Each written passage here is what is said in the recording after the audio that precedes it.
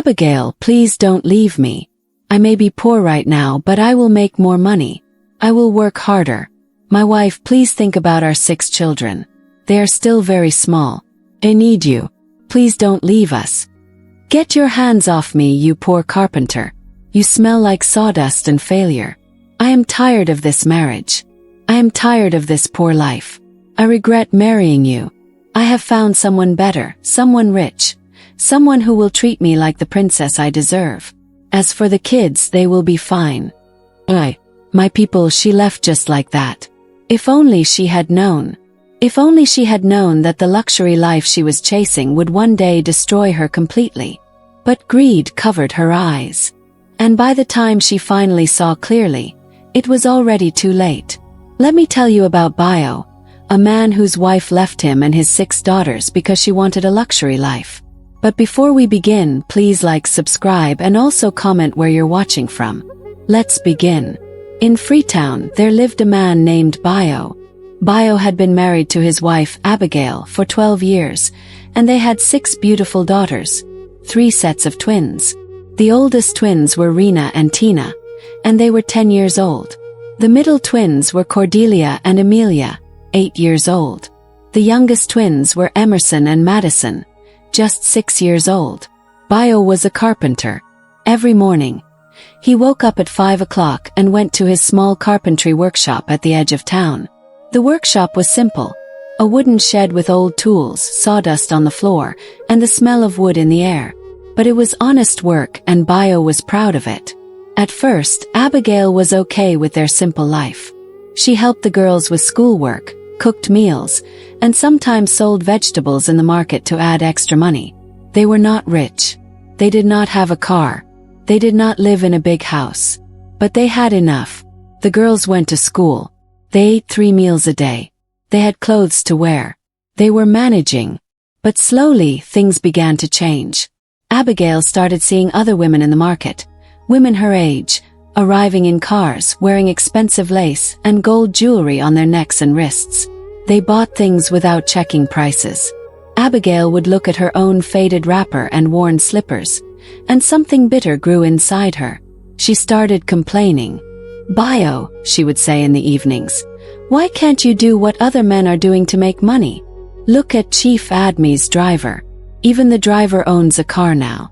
And we are still struggling in this small house." Bayo would look up from the wood he was working on, his hands covered in sawdust. "Abigail, my dear, we are making progress. Business is slow now, but it will improve. God will provide. Just have patience." "Patience?" Abigail would snap. "I have been patient for 12 years. I am tired of eating beans and rice all the time. I am tired of wearing the same wrappers. I am tired of poverty." The girls would hear their mother shouting and look at each other with worry. Rina, even at 10 years old, would try to calm her mother. "Mama, we are fine. We have food. We have school. Papa is trying his best." But Abigail would wave her off. "You children don't understand. You are too young. You don't know what suffering is." Bayo would shake his head and keep working. What else could he do? He was already trying his best. One afternoon, Abigail was at the market selling vegetables when a sleek black car stopped near her stall. A woman stepped out in bright red lace with gold designs, designer sunglasses, and shiny jewelry. "Abigail," the woman called, taking off her sunglasses. "Is that really you?" Abigail looked up and recognized her. "Fumi, from secondary school." Fumi laughed and walked closer, her heels clicking. "My goodness, Abigail. What are you doing here selling vegetables?" Abigail felt ashamed. She looked at her faded clothes and her small basket of tomatoes and peppers. "Fumi, you know how life is. We are just managing." Fumi looked at her with pity and a small smile. "Managing? Abigail, you were one of the smartest girls in our class, beautiful and intelligent. And now look at you." Abigail swallowed hard. "Life has not been easy. My husband is just a carpenter. We have 6 daughters. We are just surviving." Fumi shook her head. "This is not right. A beautiful woman like you should not suffer like this." She pulled out a business card. Listen, there is a party this Saturday night. Big men will be there. Businessmen, politicians, chiefs. Come with me. I will introduce you to people who can change your life. Abigail stared at the card. Deep down, she knew what those parties were like. She knew what women like Fumi did to get cars and gold. But the anger and jealousy in her heart was already strong.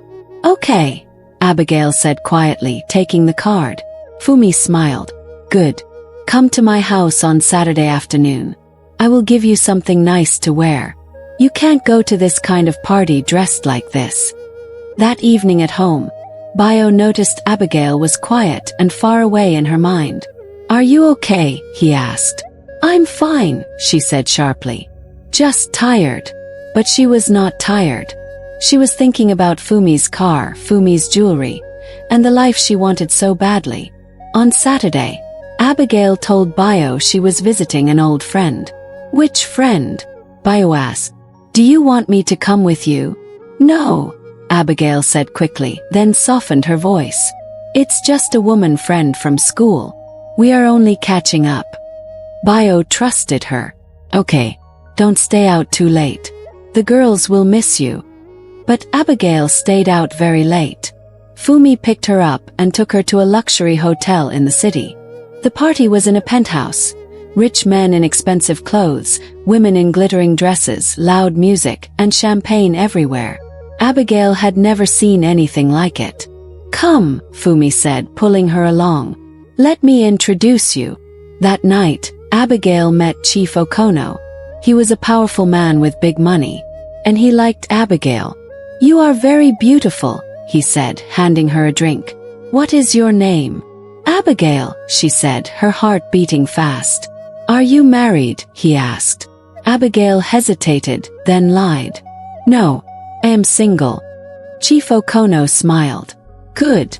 Before the night ended, he gave her 20,000 naira. More money than Bio could make in 2 months, and he gave her his number. Call me, he said. I want to see you again. Abigail came home at 3 a.m. Bio was awake, worried and angry. Where have you been? He asked. I thought something happened to you. I told you I was visiting a friend, Abigail said, walking past him. Stop acting dramatic.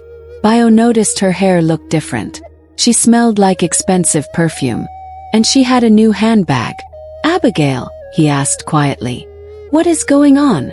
Nothing is going on, she snapped. I am tired. Leave me alone. Little Madison woke up from the noise and came out rubbing her eyes. Mama, where did you go? Go back to bed. Abigail shouted. Bio picked Madison up gently. It's okay, my dear. Mama is tired. Abigail didn't look back. Her mind was already on Chief Okono. Over the next months, Abigail changed completely. She went out often and came back with new clothes, new shoes, and jewelry Bio could never afford. Where are you getting money for all this? Bio asked one evening. Mind your business, Abigail replied. Is it your money I am spending? Face your carpenter work. The girls noticed too. Their mother stopped cooking and stopped helping at home. Some nights she did not come home at all. Bio had to do everything. Wake up early, dress the girls, wash uniforms, braid their hair, and prepare them for school. Emerson would cry in the mornings. Papa, where is Mama? Why doesn't Mama help us anymore? Bio would force a smile, even though he was hurting. Mama is busy, my dear. But Papa is here. Papa will take care of you. The neighbors began to talk. They whispered and laughed behind Bio's back. Bio's wife is moving around with big men.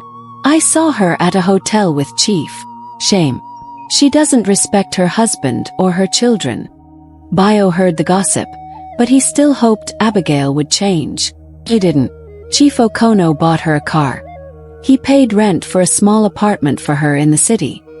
He gave her money, took her to expensive places, and bought her gold. And Fumi kept pushing her. Why are you still in that man's house? Fumi asked. You have your own money now. You have your own car. Chief Okono wants to marry you. Leave that poor carpenter and move on. And the idea grew in Abigail's mind. She had tasted the good life. She didn't want to go back. One Saturday afternoon, Abigail drove to Bayo's house in her new car. Neighbors rushed outside to watch. They had never seen a car parked there before. Bayo was outside fixing a chair. The girls were inside doing homework and braiding hair. Abigail stepped out wearing gold lace and heavy jewelry. "Bayo," she called coldly. Bayo looked up and his heart sank. He felt what was coming. "I am leaving," Abigail announced loudly so the neighbors could hear. "I have found someone better, someone who can take care of me. Not a poor man like you." Bayo stood up shaking. "Please don't do this. Think about our daughters. Think about our family." "Family," Abigail shouted. 12 years of suffering. 12 years of the same food, the same clothes, this small house. "I am tired. I am done." The girls ran outside crying. "Mama, what is happening?" Rena cried. "Where are you going?" "I am leaving," Abigail said flatly. "I am going to live with Chief Okono. He bought me a proper house. Big house. Not this poverty cage." Tina grabbed her hand. "Mama, please don't leave us." Cordelia and Amelia cried, holding each other. Emerson and Madison ran to Bayo and buried their faces in his legs. But Abigail's heart was hard. "You girls will be fine. Stay with your father. I am leaving." Bayo dropped to his knees crying. "Abigail, please. Don't destroy our family. I will change. Please think about the girls. They need their mother." He held her leg, begging like a broken man. Abigail looked down at him with disgust. "Get off me, you poor man. You smell like sawdust and failure. I am done with this life." She kicked his hand away. Madison ran forward crying. "Mama, Mama, don't go. Please."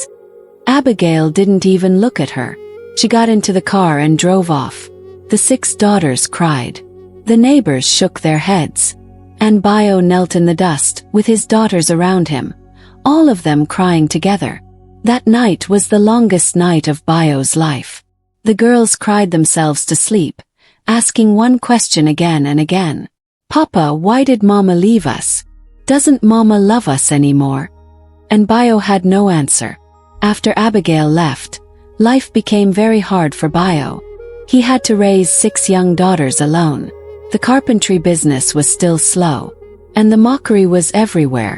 People pointed at him in the market. "That's the man whose wife left him for Chief Okono." They laughed as he passed. "Bayo, your wife is driving a car now. When will you buy your own?" Some said he was cursed. The worst part was taking the girls to school. Bayo had an old wheelbarrow, the kind used to carry sand and cement, because he could not afford transport for all 6 girls. The school was far, so he pushed them. Every morning he would carry 3 girls in the wheelbarrow first, then run back for the other 3. People stood by the road and laughed. Look at Bayo pushing his daughters like cement. 6 daughters and no money. His wife was smart to leave him. The girls felt the shame too. Rena would cry sometimes. "Papa, people are laughing at us." Madison would hide her face when classmates saw the wheelbarrow. But Bayo smiled through the pain. "Don't mind them, my daughters. One day things will change. Focus on your studies. Education is the only inheritance I can give you. If you study hard, nobody will laugh at you again." The girls listened. They saw their father's sacrifice. He woke up before dawn to make breakfast. Gary and groundnuts, sometimes bread and tea. He braided their hair with his big carpenter hands. He washed their uniforms at night. He worked all day under the sun, coming home with sawdust in his hair and blisters on his hands. Sometimes he skipped meals so they could eat. The first year was the hardest. Bayo had to be both mother and father. He learned to cook soups and stews, even when he burned food or made it too salty. He learned to sew torn clothes. He helped with homework while tired. He comforted them when they cried for their mother at night. Some months he could barely pay school fees. He wore old clothes with holes in his shoes, but he made sure his daughters had school shoes. Some days they ate only Gary and salt. Still, Bio made sure they went to school every day. Education is your key, he told them each night. Promise me you will never give up. And the girls promised. As they grew, the girls also helped at home. Rena became like a second mother. Tina learned to cook simple meals. Cordelia and Amelia cleaned and fetched water. Emerson and Madison helped in small ways too. School, they were serious. Teachers noticed. These girls are different, one teacher said. Even with their hard life, they are among the best students. The mockery still didn't stop. Years passed, and Bio still pushed the wheelbarrow. One day, a rich woman drove by and saw Bio pushing his daughters. Bio, she called. Is this how you carry your children, in a wheelbarrow? Bio stopped, breathing hard. Yes, madam. This is what I can afford for now. The woman shook her head and laughed. This is shameful. No wonder your wife left you. She was tired of this embarrassing life. The girls saw pain in their father's eyes. And something changed inside them that day. At school, Rena gathered her sisters. Listen to me, she said firmly. We will study harder than anyone. We will become great. One day we will buy Papa a car. We will build him a big house. Nobody will ever mock him again. From that day they studied even more. They woke up early to read before school. At night, they studied under a small kerosene lamp while their father worked. Years later, something happened that changed everything. Rena and Tina were now 15 and finishing secondary school. Cordelia and Amelia were 13. Emerson and Madison were 11. The government announced they would build a big secondary school in Freetown. They needed furniture. Desks, chairs, tables, and more. Local carpenters were invited to apply for the job. Bio had never handled a contract that big. His hands shook as he prepared his proposal. He spent nights calculating costs and planning designs. Rena helped him type the proposal at a business center, using money she saved from selling oranges after school. Papa, you can do this, she told him. Your work is the best. On the day of presentations, Bio wore his best clothes, a clean but old faded shirt and trousers. Other carpenters came with big workshops and fancy papers. Bio felt small. But when it was his turn, he spoke from his heart. I am a simple carpenter, he said. I don't have a big workshop or many workers. But if you give me this contract, I will put my whole heart into it. I will use good wood. I will supervise every piece myself. I am not just working for money. I am working for my 6 daughters. I am working to prove that an honest man can succeed. He showed photos of his furniture. Simple, strong, and well made. The panel saw his hard hands and his honest eyes. 3 days later, Bio received a letter. His daughters gathered around him as he opened it. He read the first line and his voice broke. I got it. I got the contract. The room exploded with joy. The girls cried and hugged him. Bio fell to his knees and cried too. Tears of happiness. That night, for the first time in years, they ate a real feast. Chicken, rice, and drinks. Tina asked, Papa, does this mean we won't use the wheelbarrow anymore? Bio smiled. Yes, my daughter. No more wheelbarrow. Promise. The contract changed everything. Bio hired workers and rented a bigger workshop. He bought better tools and materials. For months he worked harder than ever. But now it was paying off. The furniture was so good that after the school project, officials gave him another job. Then another, then another. People began to say, if you want quality furniture, go to Bio. Money started coming in, real money. The first thing Bio bought was a car. Not a fancy one, just a used Toyota, but it worked well.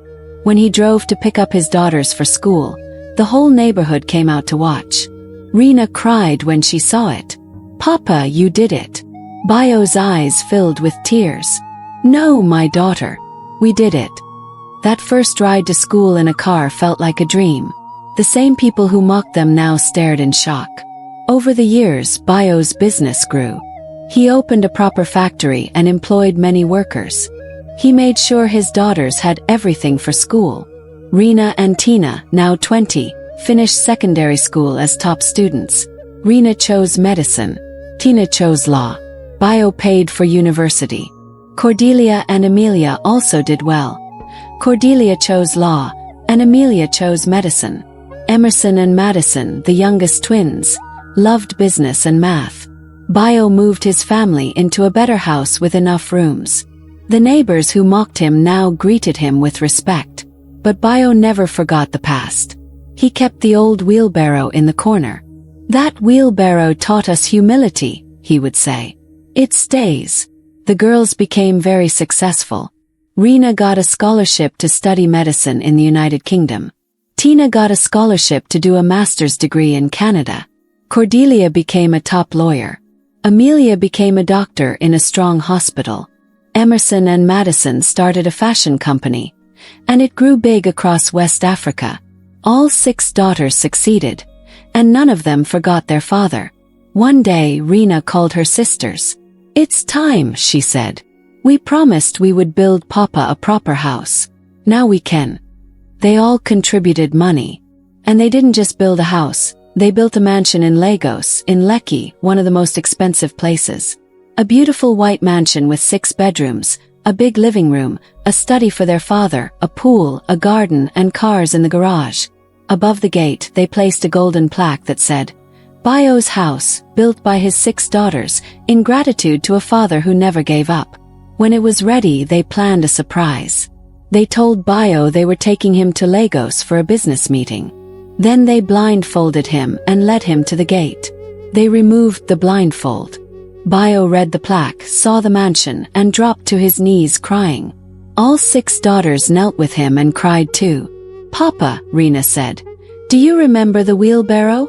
Bio nodded, unable to speak. "This house," Tina said, "is our answer." Madison said, "We brought the wheelbarrow here." Bio looked up surprised.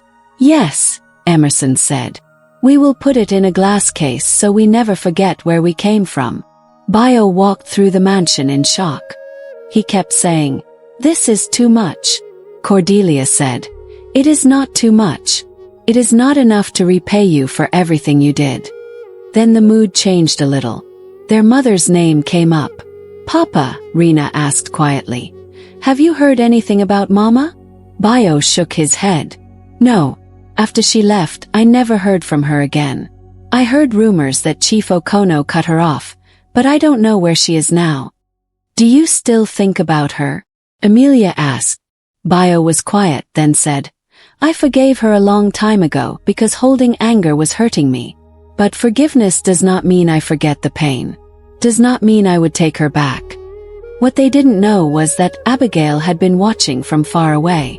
She had seen news about her daughters, scholarships, business success, big stories. And shame was eating her alive. Let me tell you what happened to Abigail after she left. For the first 3 years, life was sweet. Chief Okono gave her an apartment, a car, and money. She shopped, traveled, and posted pictures online. She did not think about Bio or her daughters. Then Chief Okono's wife found out. She caused big trouble. Candles, family complaints, fights at parties. Chief Okono got tired. One evening he called Abigail. "This is not working," he said coldly. "My wife is making my life hard. I need peace. You need to go." Abigail begged. "Where will I go?" "That is not my problem," he said. "I gave you a good life for 3 years. That is enough. The apartment ends this month. I won't renew it. Keep the car if you want, but don't contact me again." And he hung up. Abigail was alone. She tried to find other rich men, but she was getting older, and younger girls were taking over. She moved from one man to another, each one poorer than the last. Her money finished. He sold the car. Then she sold her jewelry. Then her clothes. Then everything. Within 5 years of leaving Bio, Abigail was worse than when she started. No husband, no children, no family, no support. She moved back to Freetown and rented a tiny room in a poor neighborhood. She heard Bio was now successful. She heard the daughters were doctors, lawyers, and businesswomen. Regret almost killed her. Then one day she saw a newspaper article with a photo of Bayo and the 6 daughters in front of the mansion.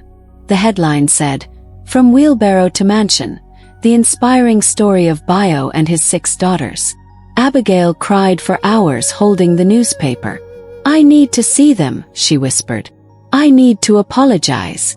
She found the address from the article and used her last money to travel to Lagos. When she reached the mansion gate, she almost turned back. The house was huge. Plaque shined. She looked at her faded clothes and empty hands. But she had come too far. She walked to the gate. The security guard stopped her. "Yes, can I help you?" I need to see Bayo," she said softly. "And his daughters." "Who are you?" Abigail swallowed hard. "I am their mother." The guard's eyes widened. He had heard the story. "Wait here," he said, going inside. Inside, the family was having Sunday lunch together. All 6 daughters were home that weekend. When the guard said, "Your mother is at the gate," the dining room went silent. Rena asked quietly, "What did you say?" The guard repeated it. Bayo said nothing. He just stared at his plate. Cordelia asked, "What should we do?" "Send her away," Tina said sharply. "No," Amelia said. "Let her in. Let her see what she missed."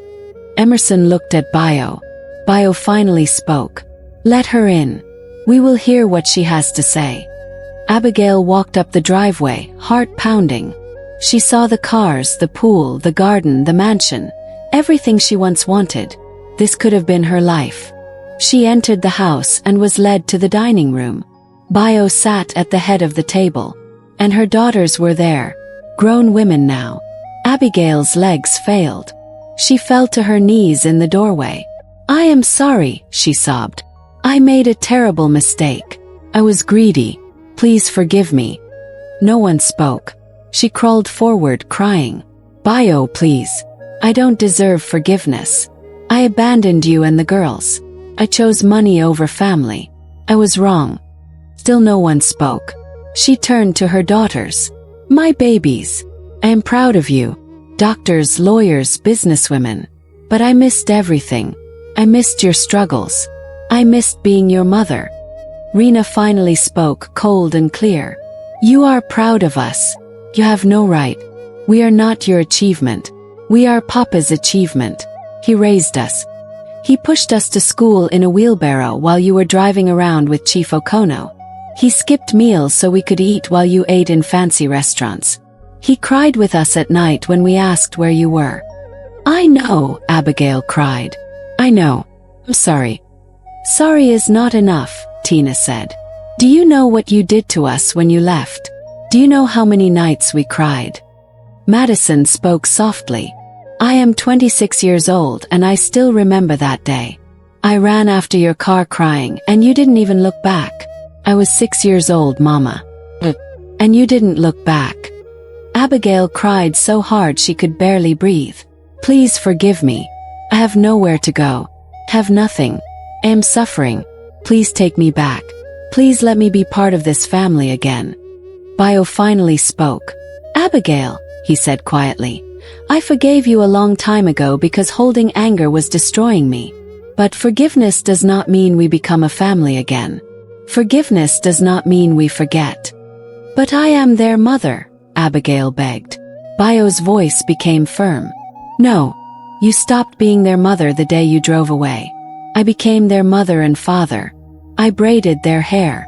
I went to school meetings. I carried them when they were sick. I celebrated their wins. You were not there. You have no claim to them now." Rena spoke again. "We will not throw you into the street. We are not heartless like you were. We will help you."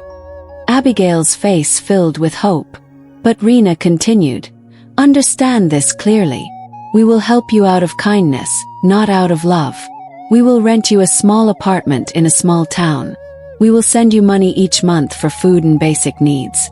But that is all. You will never live in this house. You will never sit at this table. You will never be part of this family again." Abigail's hope died. This felt worse than being chased away. It meant she would live like a stranger forever. That is our offer, Tina said. Take it or leave it. What if I refuse?